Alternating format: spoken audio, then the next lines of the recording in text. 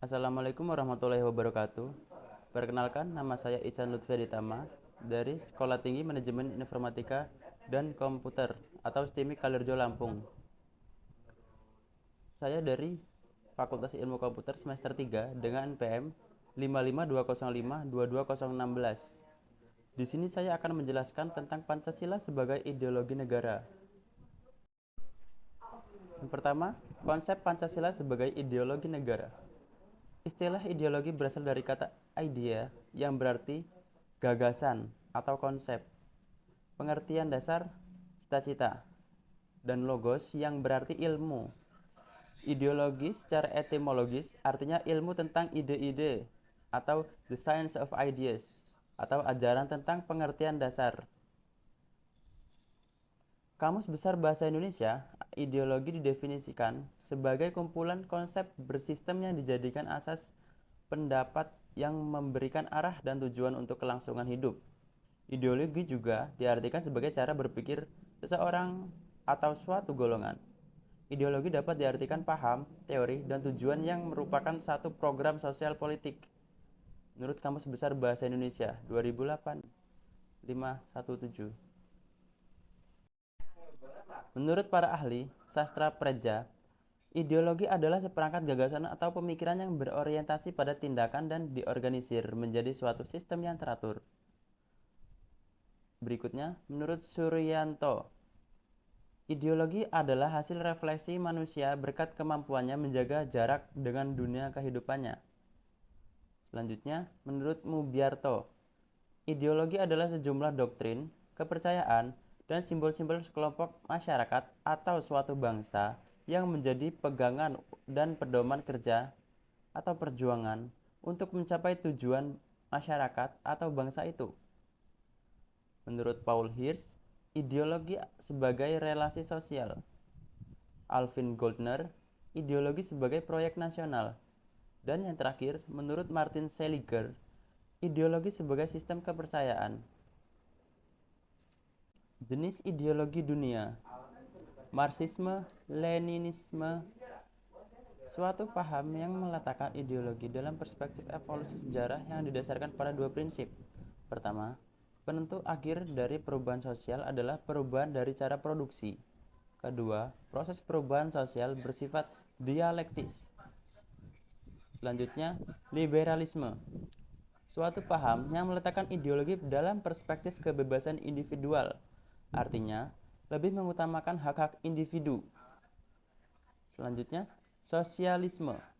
Suatu paham yang meletakkan ideologi dalam perspektif kepentingan masyarakat. Artinya, negara wajib menyejahterakan seluruh masyarakat atau yang dikenal dengan konsep welfare state. Dan yang terakhir, kapitalisme. Kapitalisme, suatu paham yang memberi kebebasan kepada setiap individu untuk menguasai sistem perekonomian dengan kemampuan modal yang ia miliki. Beberapa karakteristik kebudayaan global. Poin A. Berbagai bangsa dan kebudayaan menjadi lebih terbuka terhadap pengaruh timbal balik. Poin B. Pengakuan akan identitas dan keanekaragaman masyarakat dalam berbagai kelompok dengan pluralisme etnis dan religius. Poin C. Masyarakat yang memiliki ideologi dan sistem nilai yang berbeda bekerja sama dan bersaing sehingga tidak ada satupun ideologi yang dominan. Poin D. Kebudayaan global merupakan sesuatu yang khas secara utuh, tetapi tetap bersifat plural dan heterogen.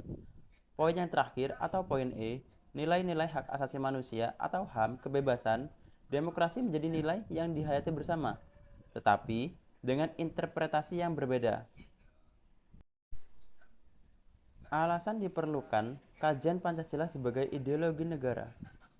Warga negara memahami dan melaksanakan Pancasila sebagai ideologi negara.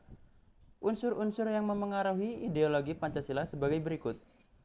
Yang pertama, unsur ateisme yang terdapat dalam ideologi Marxisme dan komunisme bertentangan dengan sila ketuhanan yang Maha Esa.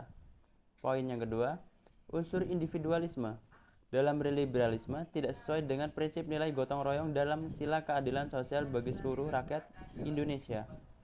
Poin yang terakhir, kapitalisme yang memberikan kebebasan individu untuk menguasai sistem perekonomian negara tidak sesuai dengan prinsip ekonomi kerakyatan. Penyelenggara negara memahami dan melaksanakan Pancasila sebagai ideologi negara. Unsur penting dalam kedudukan Pancasila sebagai orientasi kehidupan konstitusional ada dua. Yang pertama, kesediaan untuk saling menghargai dalam kekasan masing-masing. Artinya, adanya kesepakatan untuk bersama-sama membangun negara Indonesia tanpa diskriminasi, sehingga ideologi Pancasila menutup pintu untuk semua ideologi eksklusif yang mau menyeragamkan masyarakat menurut gagasannya sendiri. Faktor yang kedua atau unsur yang kedua, aktualisasi 5 sila Pancasila. Artinya, sila-sila dilaksanakan dalam kehidupan bernegara. Sumber historis, sosiologis, politis tentang Pancasila sebagai ideologi negara. Pancasila sebagai ideologi negara dalam masa pemerintahan setiap presiden Indonesia dari awal hingga kini memiliki kelebihan dan kekurangannya masing-masing yang tetap bertujuan untuk menyatukan, mensejahterakan, dan memajukan bangsa Indonesia. Seperti yang dapat kita lihat, berikut adalah para pemimpin dan atau presiden Indonesia dari awal hingga saat ini. Sumber sosiologis Pancasila sebagai ideologi negara. Unsur-unsur sosiologis yang membentuk Pancasila sebagai ideologi negara meliputi hal-hal sebagai berikut. Yang pertama, sila ketuhanan yang Maha Esa. Sila kedua, kemanusiaan yang adil dan beradab. Sila ketiga, sila persatuan Indonesia. Sila keempat, sila kerakyatan yang dipimpin oleh hikmat kebijaksanaan dalam permusyawaratan perwakilan. Dan sila kelima, sila keadilan sosial bagi seluruh rakyat Indonesia. Sumber politis Pancasila sebagai ideologi negara. Unsur-unsur politik yang membentuk Pancasila sebagai ideologi negara meliputi hal-hal sebagai berikut. Poin yang pertama, sila ketuhanan yang Maha Esa diwujudkan dalam bentuk semangat toleransi antar umat beragama. Sila yang kedua, kemanusiaan yang adil dan beradab diwujudkan penghargaan terhadap pelaksanaan hak asasi manusia atau HAM di Indonesia. Sila ketiga, persatuan Indonesia diwujudkan dalam mendahulukan kepentingan bangsa dan negara daripada kepentingan kelompok atau golongan, termasuk partai. Dan sila keempat, sila kerakyatan yang dipimpin oleh hikmat kebijaksanaan dalam permusyawaratan perwakilan, diwujudkan dalam mendahulukan pengambilan keputusan berdasarkan musyawarah daripada voting. Dan sila yang terakhir atau sila kelima, sila keadilan sosial bagi seluruh rakyat Indonesia, diwujudkan dalam bentuk tidak menyalahgunakan kekuasaan atau abuse of power untuk memperkaya diri atau kelompok, karena penyalahgunaan kekuasaan itulah yang telah menjadi faktor pemicu terjadinya korupsi. Dinamika dan tantangan Pancasila sebagai ideologi negara. Dalam sejarah Indonesia, Pancasila telah menjadi ideologi negara sejak masa kemerdekaan. Namun, dinamika Pancasila sebagai ideologi negara berubah seiring dengan perubahan zaman dan pemerintahan. Pada masa Orde Lama, Pancasila dijadikan sebagai dasar negara yang mengandung unsur-unsur sosialisme. Pada masa Orde Baru, Pancasila dijadikan sebagai alat legitimasi kekuasaan dan indoktrinasi politik. Era reformasi yang diharapkan sebagai era pembaruan memberikan angin segar bagi bangsa Indonesia. Pada masa reformasi, Pancasila dijadikan sebagai dasar negara yang mengandung nilai-nilai demokrasi dan hak asasi manusia. Tantangan terhadap Pancasila sebagai ideologi negara. Tantangan terhadap Pancasila sebagai ideologi negara meliputi faktor eksternal dan internal. Adapun faktor eksternal meliputi hal-hal seperti: pertama, pertarungan ideologis antar negara-negara superpower. Yang kedua, menguatnya isu kebudayaan global yang ditandai dengan masuknya berbagai ideologi asing. Yang terakhir, meningkatnya kebutuhan dunia dan kemajuan teknologi. Faktor internal meliputi hal-hal sebagai berikut. Yang pertama, pergantian rezim yang berkuasa. Yang kedua, penyalahgunaan kekuasaan atau KKN. Kepanjangan dari korupsi, kolusi, dan nepotisme. Esensi dan urgensi Pancasila sebagai ideologi negara. Hakikat Pancasila sebagai ideologi negara. Pancasila sebagai ideologi negara memiliki 3 dimensi. Yang pertama, dimensi realitas, yaitu nilai-nilai dasar yang terkandung dalam Pancasila bersumber dari nilai-nilai nyata yang hidup di dalam masyarakat.